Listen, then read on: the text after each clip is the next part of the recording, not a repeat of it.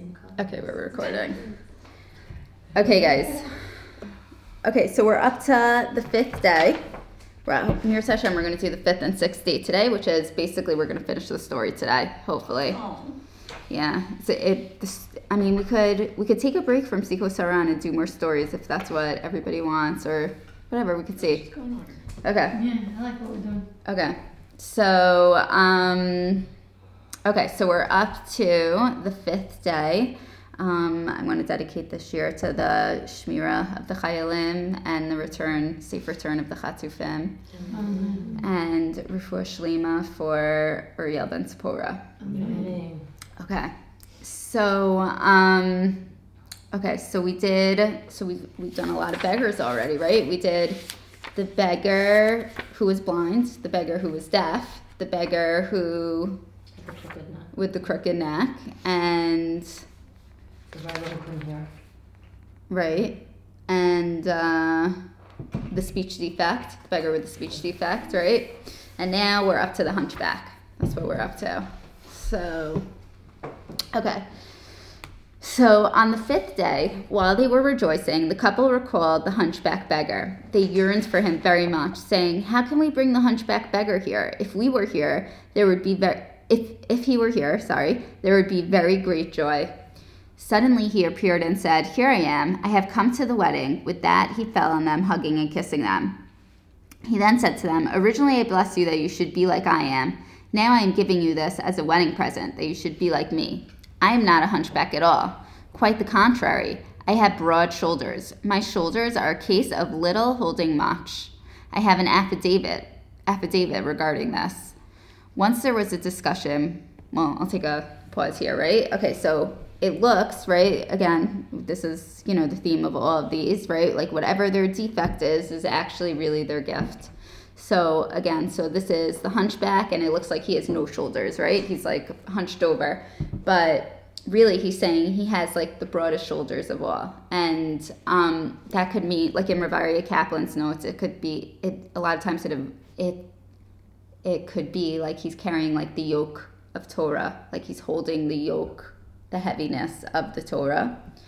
But like even just like we always say this in massage, like when people have like very tight shoulders, it's like you're carrying the world on your shoulders, like that, as the expression goes, like it's like that's where we feel like responsibility and the fullness of everything of the world, But he says here, which I think is an interesting line, like little holding much, right? So, and I think like you could learn from that, like the only way to really like hold everything and hold space. No, why are you sorry? Come in. We're talking about the hunchback. We just started. We're on the 5th day, page 398, or you could share if you don't have a book. Okay. Okay, so like the only way you could hold much, like hold a lot of space is really if you're humble.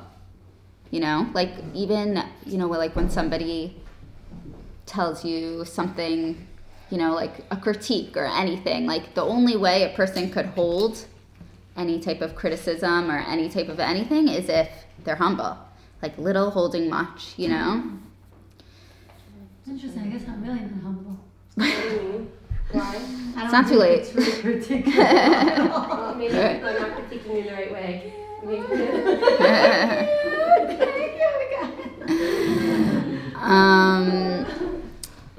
That's a very powerful statement, by the way. Yeah, that's it. That's fake. Yeah, like you no one does criticism. I don't know. Anyone does criticism? You think like constructive critique? No. Maybe when it's worded. I just got called out on that last night in the parenting class that I pay a fortune for.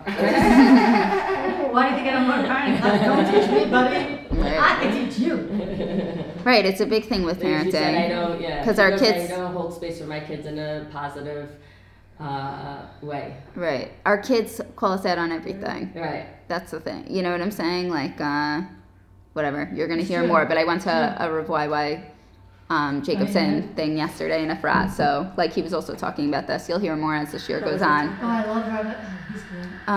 The topic was Yat Kislev, but it goes into everything and anything. Like it had nothing. I shouldn't say it had nothing to do with Yat Kislev, but it had to do with everything in the world. Let's put it that way. You know.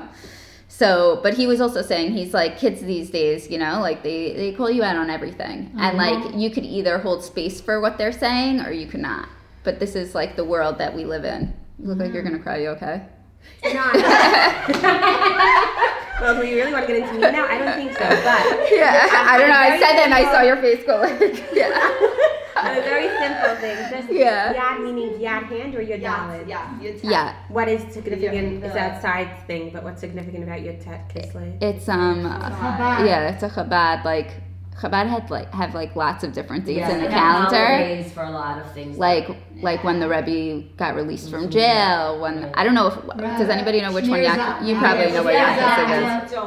That was When the Tanya was finished being written. Like they have like a do you know My son was born on Yad Kislev. And my husband, and I know I'm naming after my grandfather, Meir Tzvi, my husband says you have two choices, Shneur Zalman or Dover. You have another choice. If you don't leave now, there's going to be furniture in your face. This is he's telling you while I'm giving birth. You understand? I heard when you said, Yeah, my son's after my grandfather. And he's like, Chaval, I should have been a Shneur Zalman. Could you imagine how cool that would have been? Mayor. wait, listen, you said, So what is it? What's Yad Kislev? Do you know? Oh, it is the Rebbe release. That's what I thought it was. But I wasn't sure. Yeah, they were released. Right. His name was Rav Shneur Zalman, no? Yeah. There we go. Okay. Okay, moving on. So basically this hunchback, this beggar, this tzaddik, like his thing is that he's little holding much. He could like hold the yoke of Torah, the yoke of the world, but he's hunchback because of it. Well, we said like every defect, everything that looks like a defect is really their biggest gift. He's not really hunchback. He's just beyond this world. So to us, in like our messed up perspective, because we're here in this world, it looks like he's hunchback. But really, if like we would see things like the way, like in the way of MS, he has the broadest shoulders in the whole world. Oh, so you're saying it looks like he can't carry because he's hunchback, but that signifies that he really has the ability to carry much. To carry everything. It's just when things are in this world, like with all the tzimtzum and the sheker and everything, we don't, like our eyes don't see things the way they are. It's the same thing, like it's the same thing like with the blind beggar. Like he really was able to see everything from the beginning of time. The deaf beggar was able, he was just... filtering out everybody's negativity, and really he could hear everything and all the praises of Hashem, you know? Like it's just, this is the theme. Okay. Once there was a discussion where people were boasting about this concept, right? So now we're going into the hunchback stories, just like same format as the rest of the beggars. Once there was a discussion where people were boasting about this concept, each one boasted that he was a case of little holding much. Everyone laughed at one of them and made a joke of him, but the others who boasted about being little holding much were accepted. However, in my case, the concept of little holding much is much greater than that of all of them. One of these people boasted that his brain was an example of little holding much. In his brain, he carried thousands and myriads of people, with all their needs, all their habits, all their discussions, and all their movements. Since his brain carried so many people, it was an example of little holding much. The others laughed at him. They said that the people are nothing, and therefore he is also nothing. So the first man is boasting about how his brain carried all these things, but everybody was laughing. Like they're like, nah, that's not like a good example of little holding much. It's nothing, and it's talking about like in this sense, like. It could be from Rebbe Kaplan stuff. It's talking about like physical like stuff. Like it's not like real. Like it doesn't like it's not. That's not little holding much. Sustaining somebody like physically. Like you have to go deeper. Like you have to feed their soul. Okay.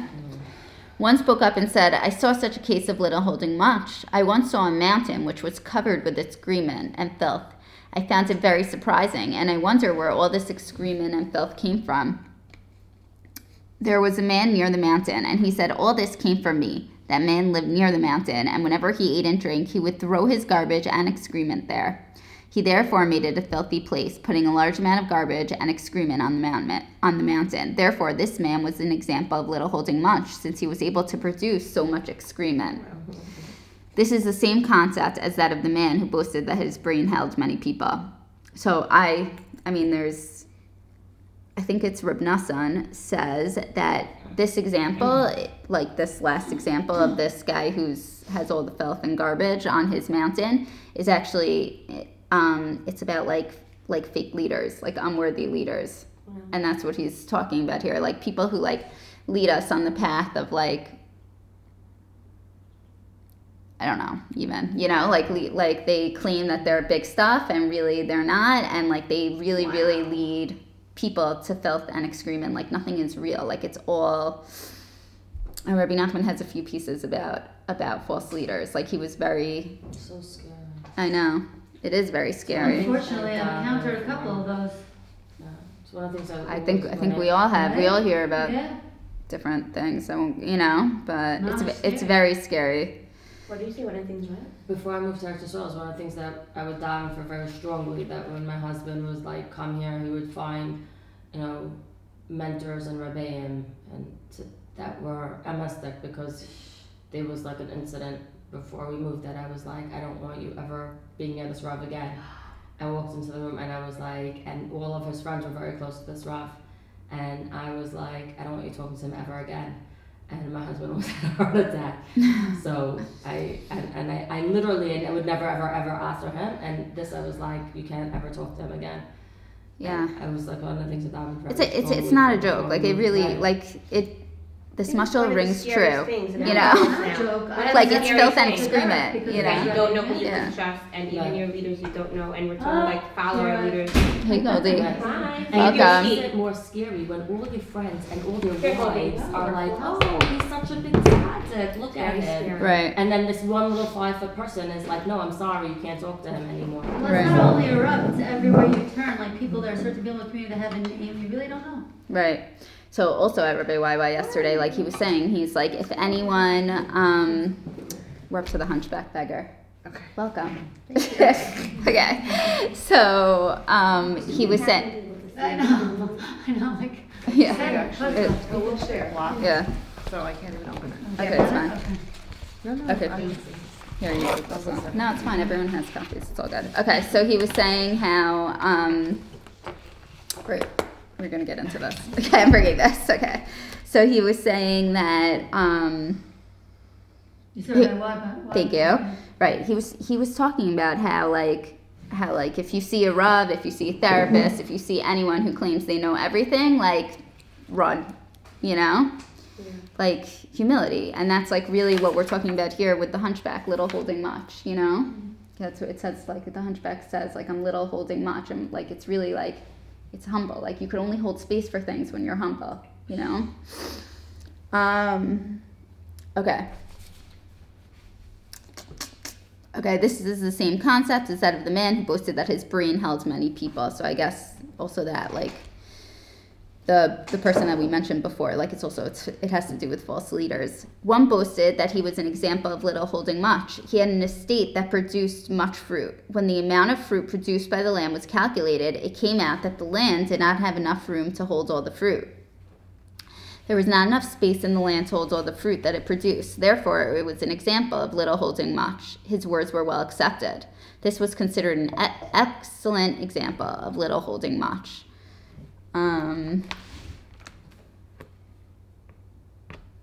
Okay. Hold on.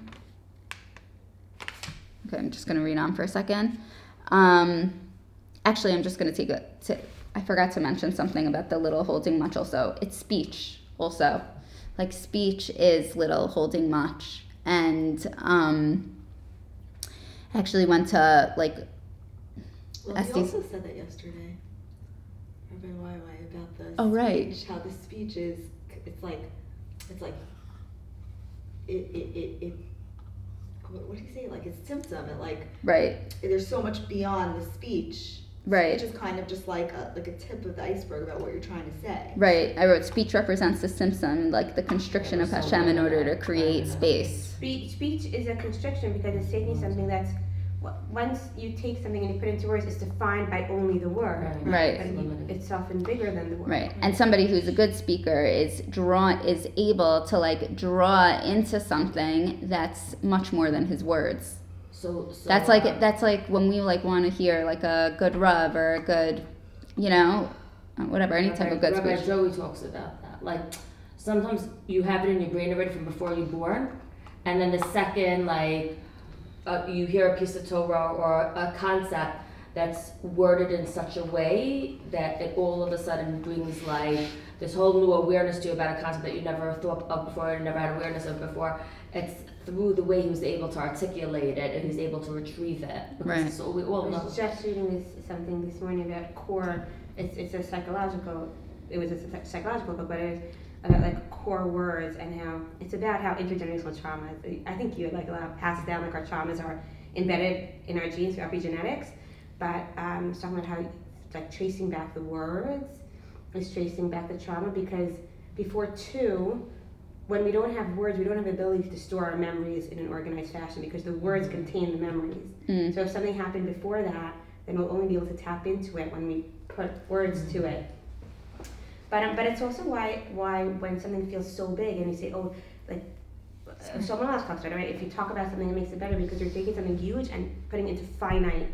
Right. It contains it when you put it into words. Words are the biggest gift. Yeah. It's the biggest gift, but like at the same time you have to know that it's still like it's a constriction of something that could be more, Yeah. It's not the actual thing, it's just description of the thing. They so actually Estie's been coming also, but Rebbe Nachman, like we've been going to like a shiur just to give in a little Hanukkah tie-in,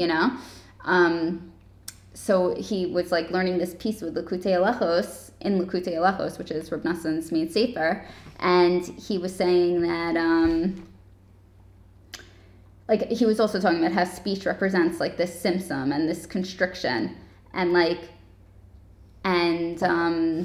he was saying how Yavan like pushed us to answer questions, like they kept on having like Yavin is like philosophical, and they kept on having like all these difficult philosophical questions that like nobody knew the answers to, like there aren't like Bechira, that we all know those like type of questions, and like you can't answer it, we don't understand it, right? And but like when the speech can't answer, like it gets pushed into Emunah, and he was saying and because it's all in the same sphera. Malchus is Tefillah and Emunah.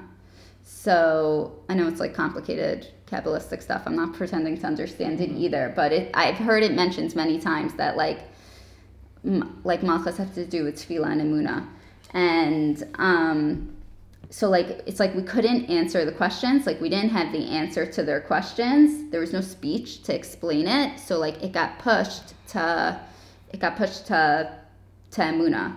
And like the whole thing is that like the Kohen Gadol brought like this sealed olive oil, right? Like the sealed jar of olive oil. And it's like, that was like a further revelation of the miracle, because it was like we understood at that point that like some things are sealed. There's some questions that are sealed, and we don't like, our minds can't chop it. Our minds can't understand it. And like it comes in as it comes in and it seals, but like that's where we like jump to our emunah, that's where we take it to the next step. And that's where humility comes in. Right. Also. Yeah, I love that. Exactly. I didn't connect it as much, but you're right. What do you mean by that? I think the gateway to getting to the place of emunah is humility. Like knowing that we don't know everything. It's not about us understanding, and then when we understand, and then we'll accept, and then we'll do, and then it's like someone else is running the show. Right. Right, exactly. That is the humility, like to know that like our seichel's not going to understand everything, Okay,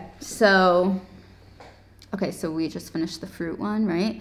Okay, one said that he had a very wonderful orchard containing fruit. It was such a beautiful orchard that many people and nobles traveled there. In the summer, many people and nobles would come there to take walks. The orchard, however, did not have room for all the people who came there, so it was also an example of little holding much. by the way, I read that Eretz Yisrael is also an example of little holding much, and it correlates to this. I read this in it. Like, it's like, and we know the Beis HaMikdash was also little holding much. Like, it expanded. Like, it's all these things beyond space, beyond time. That's what it's alluding to here, like something higher.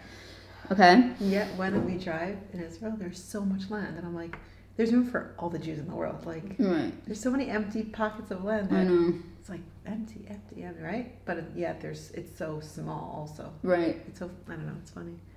Do you guys, you know what I'm saying? Totally. I totally agree with you. But we like build on top of each other. Right. We're waiting for the Arabs to give us space to build. Yeah. Freedom. I think we'll be waiting a long time before waiting. I think that's a good idea. Also, Effie, do you think like in Al Anisim it says Rabin beyond Ma'atim, like like it could be like related to the little little holding much. Little holding much. Totally. Not that they held them, but they kind of overpowered them. I love that. It's about the little, not about the much. Right. I love that. Yeah, beautiful Hanukkah tie-in. Thank you. But Okay. interesting is saying biyad, like in the not neged or anything. It's like in containing, right? Holding, literally. Right. Love it. Very cool, guys. Yeah. Beautiful. We're in action. One said that his speech was an example of little holding much. Oh, I think this is where I wanted to say the whole speech thing. Okay, jumped the gun. Okay. You did good. One said that his speech was an example of little holding much. He was the secretary for a great king, and many people came to him. Some came with praise for the king, while others came with petitions. It is obviously impossible for the king to hear them all, he said, so I take all their messages and condense them into a few words that I tell the king. Like, that's like a real power to take like so much messages and like just, say it so succinctly and few words, The few short words of mine contain all their praises and petitions. Therefore, my speech is little holding much. One said that his silence was an example of little holding much. Many people were denouncing him and slandering him very much, but no matter how much they did so, he would answer them all with silence. Throughout it all, he remained completely silent. That's to me the most powerful. Right. Well, they're all boasting. Exactly. His silence was an answer for everything. Therefore, his silence was little holding much. So Rebbe Nachman has a Torah, I think it's Torah above, I'm pretty sure, about turning, like, in the face of embarrassment, and this is what this is alluding to, turning, like, your embarrassment, like when your face gets all red, like embarrassed, to silence. And he has, like, a whole, and that's what this piece is alluding to, how, like, that's, like, the highest level, like, that cleans your blood. Like, it literally filters your blood to bring you to true teshuvah. Wow. We've learned it before, but I'm sure we'll hit it again because it's like a big piece that everyone does before Rosh Hashanah, and it's an important one. Okay. One said that he was an example of little holding much. He explained there is a man who is poor and blind and also very huge. I, on the other hand, am very small. But even though I am very small, I lead the poor blind man who is very huge. Therefore, I am little holding much. The blind man could trip and fall, but by leading him, I am actually holding him up. Therefore, I am little holding much. I am little, but I uphold this huge man. I was also there, and I said, actually, you are all examples of little holding much. I understand the true meaning of everything that you said. I know that you truly mean what you truly mean when you boast of being examples of little holding much. The last of you, who boasted that he leads a blind man, is the greatest of you all, but I am much higher than any of you. So now he's going to explain what this man meant. When the last one boasted that he led a giant, he meant that he directed the orbit of the moon. The moon is considered to be a blind man, since it does not have any light of its own, light, and has nothing of its own. Although this boaster is small, he directs the moon, which is very large. Moreover, he sustains the entire world, since the world needs the moon. Therefore, he's actually a true example of little holding much. So just like another Hanukkah tie-in. I mean, first of all, so he's saying that this man is really saying that he leads the moon, okay? And that's like little holding much. And just like, now it's like such dark nights, right? Like long nights. Like the moon is the one that's in control now. And I don't know how or why or what, but lately I've been hearing like so much about the moon. Like also at Rebbe YY's thing yesterday also. And it's just like, it like represents like this gullus that we're in, this moon. And I mean, I mentioned this a few weeks ago. I'll just repeat it really quick. How like the moon, there's a Gemara that the moon the moon comes to Hashem and he's like, you can't have two kings, right? Like the sun and the moon, like it's too much. And Hashem says, okay, so make yourself small.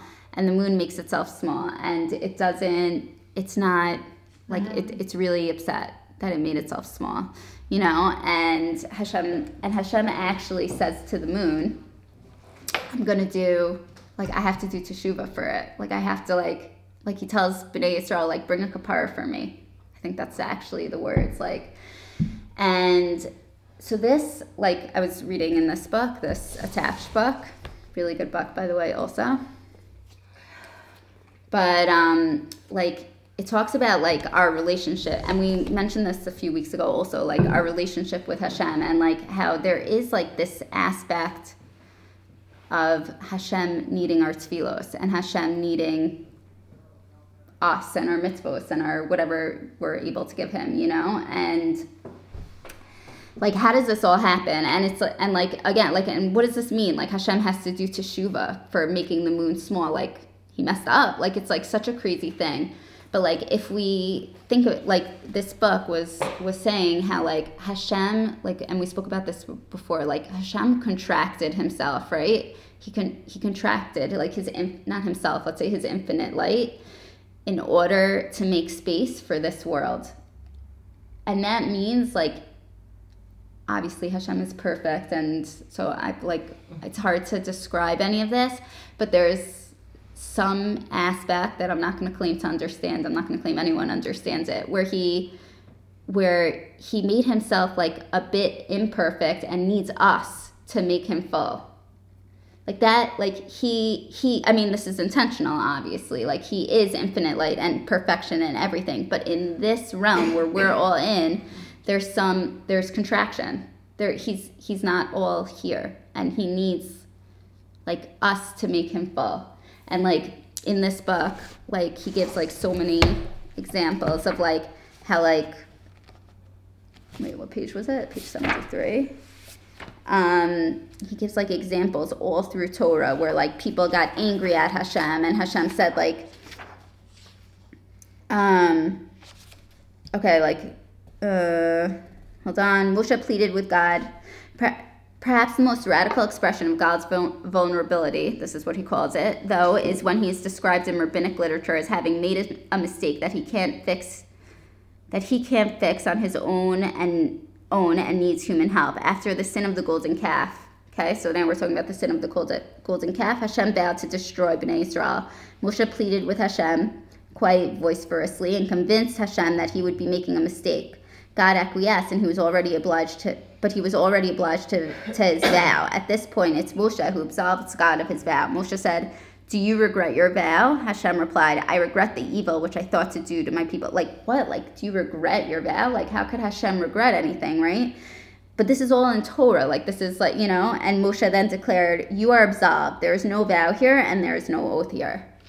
Like, that's, like, it's like important to there's no vow, there's no oath. Because Hashem said that he's going to destroy us. Right. And basically Moshe needed to like fight for Bnei Israel. Absolve Hashem's vow. So Hashem was saying he didn't promise. Right. Thanks. I couldn't think of it. Okay. This is, by the way, this source is in Shemos Rabbah. Okay. Just so everybody, 43:4. I mean, but again, I got it from this book attached. But well, I feel like in a way, just the way I understand what you're saying is like Hashem is the ultimate model of parenting, of relationships, of human interaction. So almost like he's modeling, like you need someone. I don't know how Tara said that, so we need people to do that for us. Right. I don't know. Does that make sense? Like, yeah. I think that like this whole book is about this whole attached book, and I guess everything that we learn. But this is what he comes to show, is like how to have like this real attachment to Hashem. And he starts off this chapter saying like, like that friend that you're always asking advice to and they never have any issues and everything's fine. Like they're annoying. Like you don't want to be their friend. So that's so interesting. And he's saying, but like if you, like Hashem, I don't want to say Hashem has lack. I'm not, but in this world, What about vulnerability? Vulnerability. That's the word. That friend is not showing her vulnerability. She has vulnerability. Right. She's not showing it. So let's use the word vulnerability because obviously Hashem has no lacks, but there's like Hashem lets us play in the way He created the world, and it's the same thing with the moon, like the gullus, our souls coming down. It all there's like so many different aspects of the moon, like it's all coming to show that Hashem made this type of relationship that we're able to connect to Hashem and help Hashem, whatever that means, and it's very deep, and it's like we have to. And Rabbi YY yesterday was talking about like being broken, like the moon, like the waxing and the waning, and like seeing it, but like understanding that it's so whole, and like that the moon is like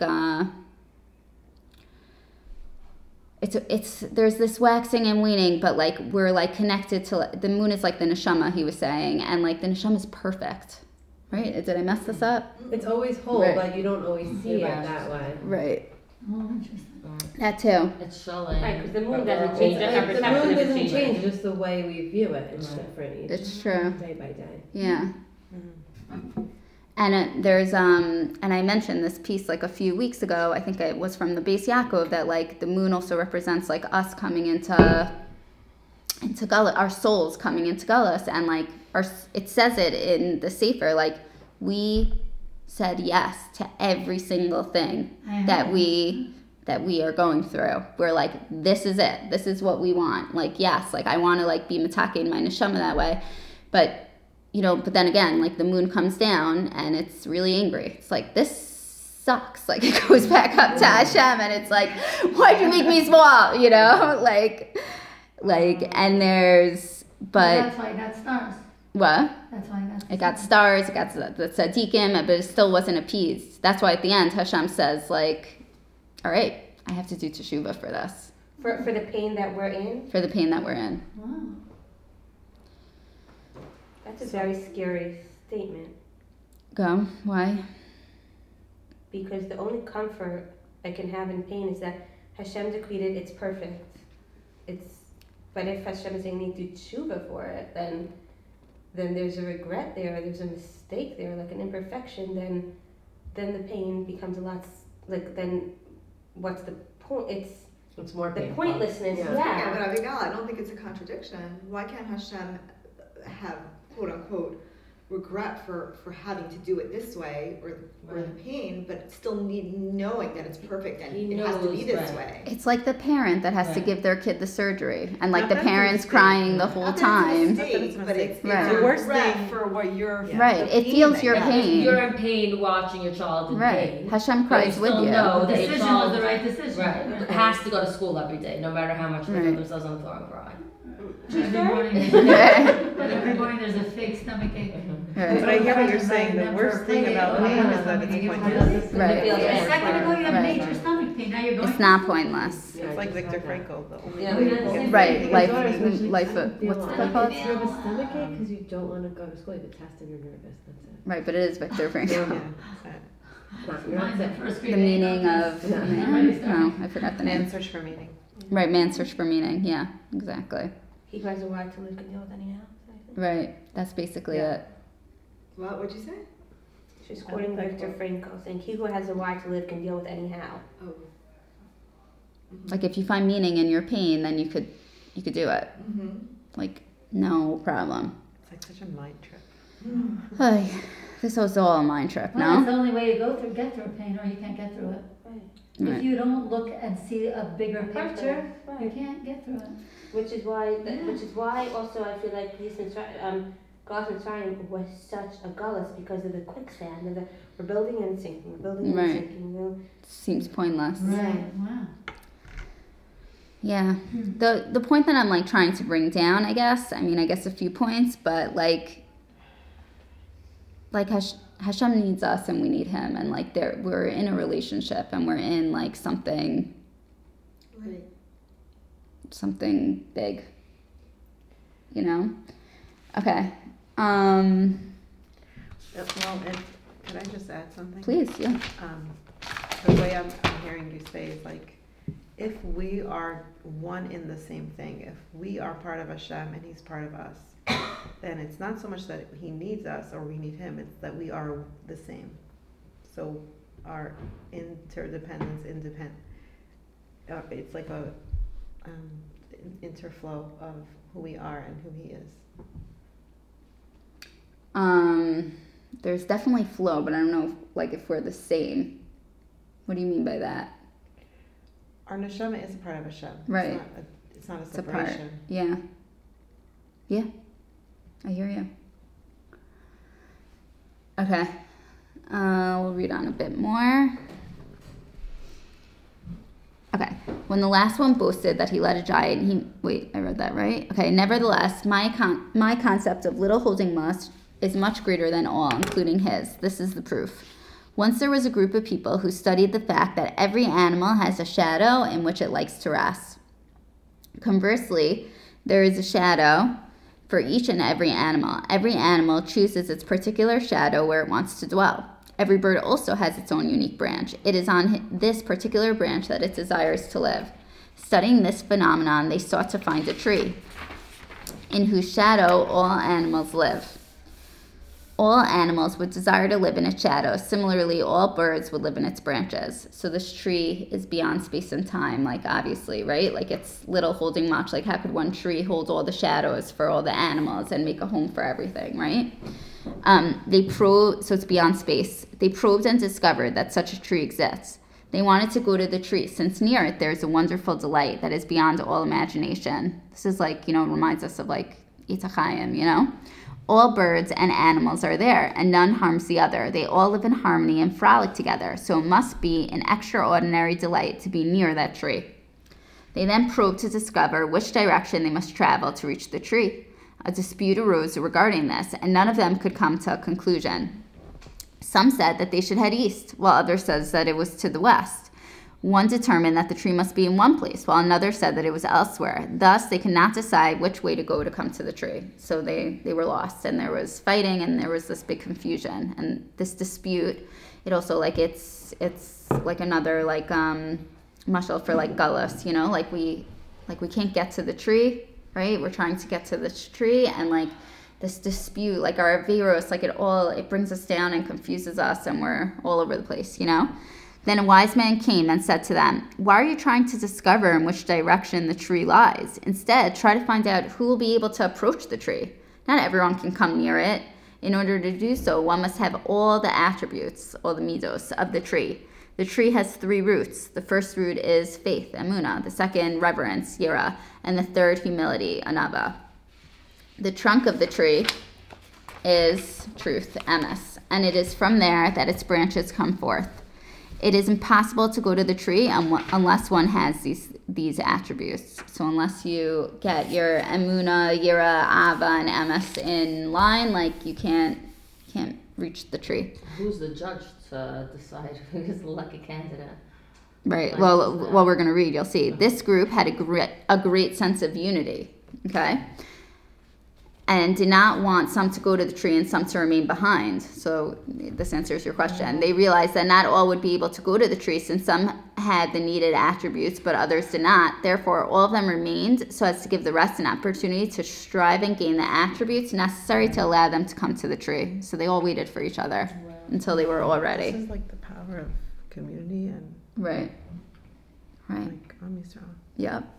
They followed this plan, and they struggled and worked until all of them had these attributes. When all of them had the necessary attributes, they all had the same idea, and all of them agreed on one way as being the true path to the tree. They set out, and after a while, so once they worked on themselves, they weren't confused anymore how to get there. I was going to say, it's funny that they were going to wait for each other, but they couldn't figure out how to find the tree. They were all going in all different directions, but then they became unified to work on their mitos, and then they were so interesting. I wonder if I'm just making this up here, but I wonder if the unification has to do with das, this wise man came to them and was forget of it. He gave them an eitzah, first work on this, and then they're all the stupid disputes, they fall to the wayside. I'm just making this up. I didn't read this anywhere, but I'm just thinking out loud. When all of them had the okay, they all did, okay, fine. And they agreed on the way as being the true path to the tree. They set out, and after a while, they were able to see the tree at a distance. However, when they looked at the tree, it was not standing in space. The tree did not exist in space, and since it did not have a place, it was impossible to approach it. So we keep on going to this like beyond space situation, like this. I guess it's like a hologram. Right. Well, it's above. It's. I'm just reading like a little bit of footnotes, but. And I think what he's saying is like space is caused by division. Also, like in physics, you go into like quantum physics. It's crazy. My brother's like sending me all this stuff. Like, you're brilliant. I don't understand you. But how like space it creates division creates space, right? But when there's unity, it's there's a one. no space. But so Hashem is literally above time and space. I have no clue. Just have Yeah, I don't either. I'm just Right. putting it out. Yeah, explain to me in what's this going on, 'cause dimension, I there's really don't space. feel like When you leave It's- Earth, I there's don't no even space, understand right? what I'm saying. I'm you saying, don't know what you're saying? No, I'm Okay. Yeah, you It's not do. good. You said it Yeah. very well. Yeah. yeah, trying to like make sense of it. The point is that this tree is beyond space. Like it's in a higher place, and higher the dimension. and the hunchback that's like little holding much, like he could get there. Like he's not. He's little. He's not. Yeah, he's not bound by space. He's something much broader. Something much bigger. I think what you're trying to say is that in this world, when we leave this body, there's no such thing as time and space anymore. It's a very low dimension, and we can visit that dimension even in this lifetime. Yeah, I mean, it's not what I was saying, but that's definitely, I agree with that. Like meditation and just Well, when Hashem, connecting to when you something think higher. about it, when Hashem created the world, and its Tzimtzum was a creation of time and space, right? The creation of the world, the Tzimtzum created time and space. Right. Yeah. Right? It created physical constructs to Right. non-physical It's Right. measures. Yes. Right. So, if beyond that, in another world, not limited by this world, by the words that created this world, there's no time, there's no space. Right. Right? Yeah, that's why. So that's the whole thing of the chira, right? How can we know if there's no time, then there's no issue with Hashem knowing what I'm going to do before I do it. You're getting very deep. It's not linear. Okay, fine. Go ahead. No, This is that way that too but deep. no. But the Yeah. truth is, that's why I brought in the Simpson. Like we have like that. This is like space is a constriction, Yeah. and time is a constriction, and like this, like there's something beyond it. Let's just put it that way, you know. And like we have to, honestly, like our mitzvos and our tefillos, that goes beyond all this, you know. Like it's eternal. That's like what Blind Beggar also similar. Okay. I was also with them, and I said, I can bring you to the tree. This tree does not have any place at all, since it is above the concept of space. It is also above the concept of little holding much, since this concept is also an aspect of space. It is obvious that the concept of little holding much always involves the concept of space, no matter how little space is involved. However, the concept of little holding much that I have is at the very end of space, beyond which there is no space at all. Therefore, I can carry you to the tree, which is totally above space. Like, just sorry, if you remember, little holding much, like you think of the atom, right? The atom is the ultimate in the physical world. It's the little Wow. holding much, Yes. right? And that's how this gets tied into quantum physics. I think my brother will be proud of me. Yeah, Sorry. I love that. Send him the story. The atom is like the smallest The ultimate particle of little matter. holding much, Right. but it creates it contains everything. In Chabad, there's like this concept of like you don't say goodbye to someone Okay. because you're not, when you're leaving someone, you're just moving away from them in space. Wow. But you're not. Your heart is Space is what is space? It's really not Right. a real thing. So it's like, I mean, I think about this all the time. Every time I have to say goodbye to my family at the end of the summer, Well, it's who's like Chabad? nobody. Oh, And I'm just Everyone. saying, Everyone. or everyone. I'm saying. Who of Chabad? No. I know this from Dee That's actually Groner, beautiful. who I love. She does my family pictures all the Oh, years, and yeah. she told me this. She's like, we don't say goodbye, like because That's very, very. That's you just continue so them in a different beautiful. way. yeah, because you're saying goodbye. Your So- child is so in America and you're in beautiful. Israel, so you're not. They're not. What the relationship is the relationship, and nothing You're to do still with with space. them. Right. Wow.